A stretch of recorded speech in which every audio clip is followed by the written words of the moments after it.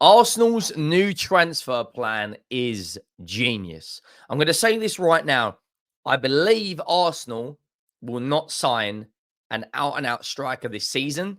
And what they will do is bringing a wide player who can contribute 15 to 18 Premier League goals a season. And there is various different players, different profiles, different names being linked to that football club right now.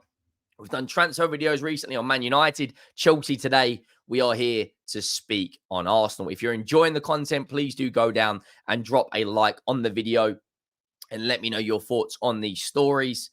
Now, just before we get into the wide players, because that's where I do think Arsenal will strengthen, there is a transfer story out there that Ukraine international Girona striker who won the Golden Boot last year. I think it's Dovbek. 26 league goals for Girona. Had an unbelievable season. And throughout majority of the season, people actually thought Girona were in a title race and thought they could win the league.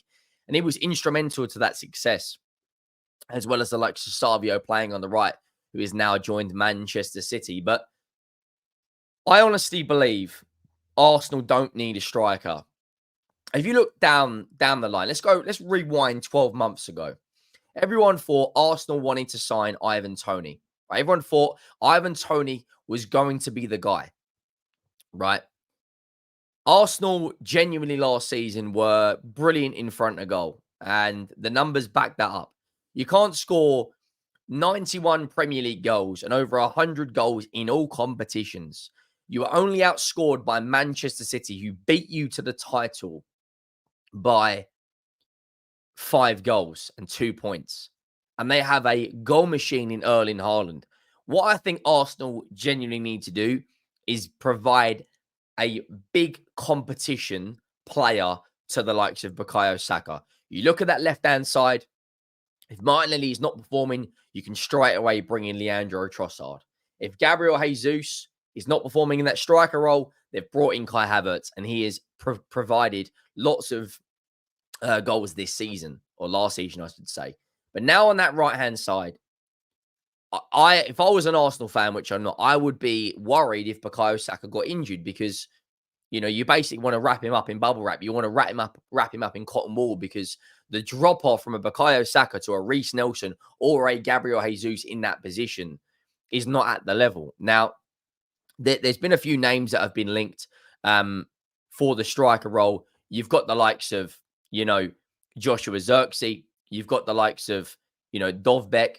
Benjamin Sesko looked like he was going to be on his way to Arsenal, but I probably think it's the right move. And I think he's probably been advised correctly, because Erling Haaland was in a similar situation when he was wanted by Manchester United.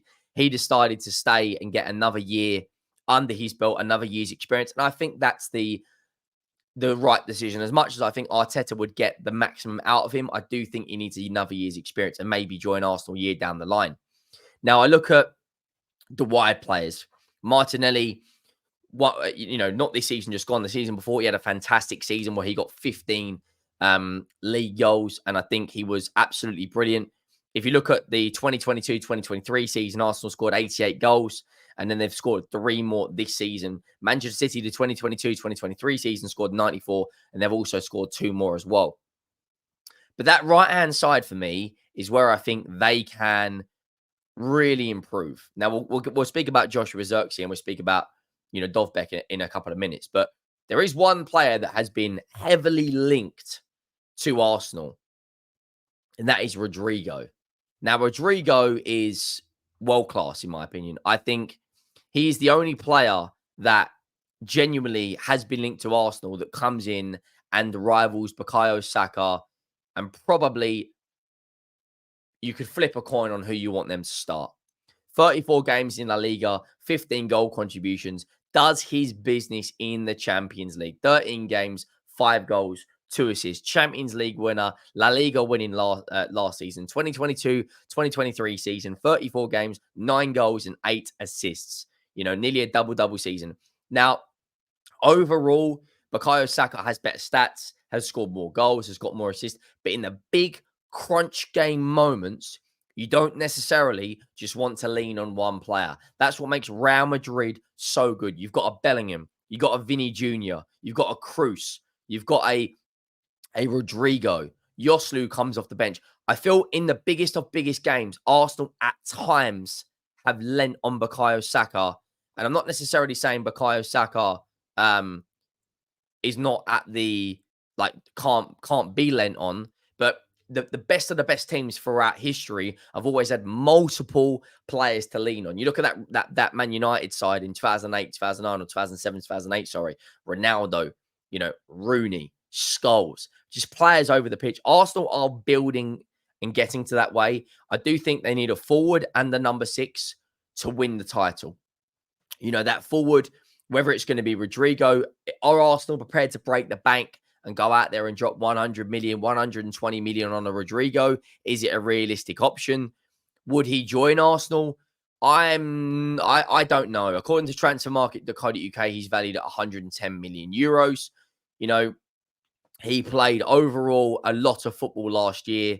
He played 47, 49. He played 51 games last season and was very, very important to Real Madrid. He's played in the centre forward role. He's played left wing. He's played right wing. Now, we know how important versatility is to Mikel Arteta.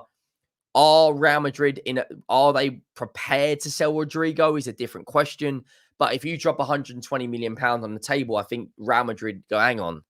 That's a lot of money. Real Madrid are linked to the likes of Trent Alexander-Arnold and Davis from Bayern Munich. I don't necessarily know if Real Madrid need another forward. They've just brought in Kylian Mbappe. Do they want to recuperate some of the money back from Mbappe? I'm not so sure. Arsenal have also been linked to Bologna, Netherlands international Joshua Zirkzee, who is a little bit, for me, unproven in terms of the kind of output I think Arsenal want to bring in. Are they prepared to go out there and sign him? He's, according to transfermarkt.co.uk, he's valued at 34 million euros, or that's roughly where Arsenal believe the player is going to be worth. 37 games in all competitions last year, including 34 in the league, 12 goals and 7 assists, 19 GA in 37 games. He's 23 years of age.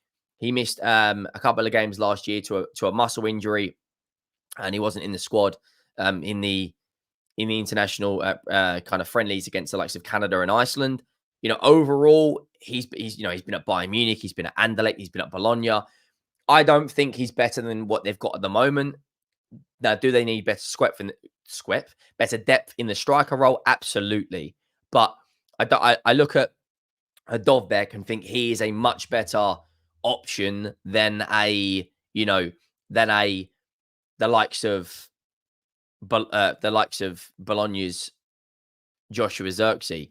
I look at the likes of Dovbek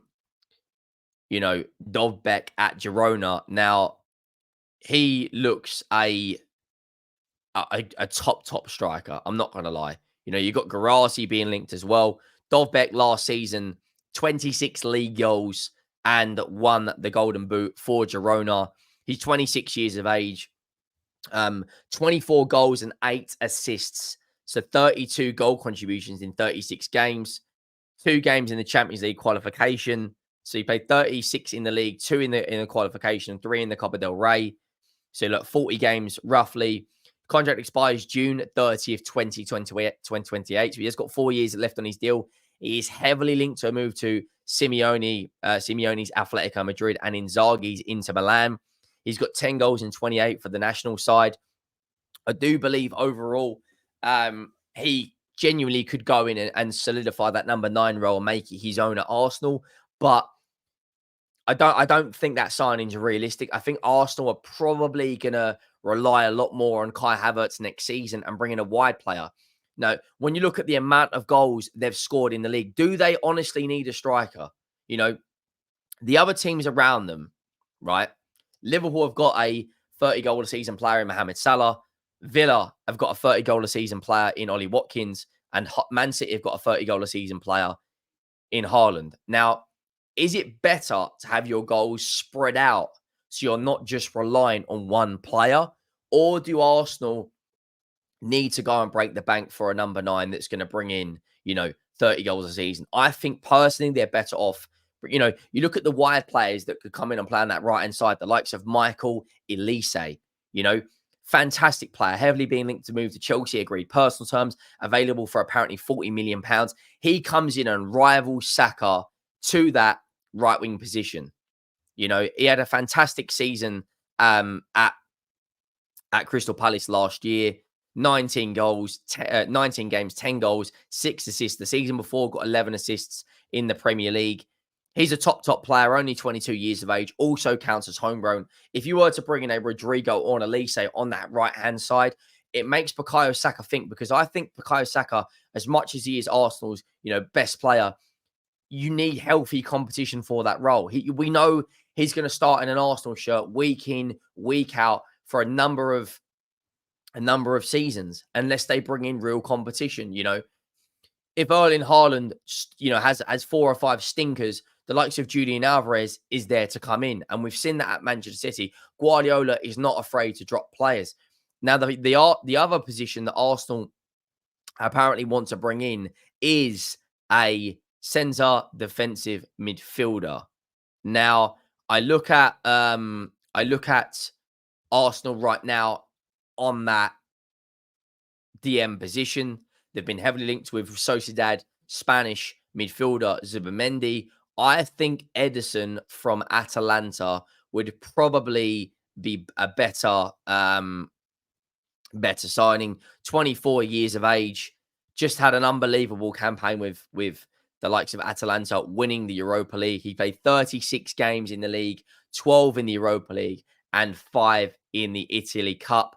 So over 50 games last season, 6 goals in the league, 1 assist, one goal in the Europa League. He can play attacking midfield, he can play central midfield, but his best position is in that DM role.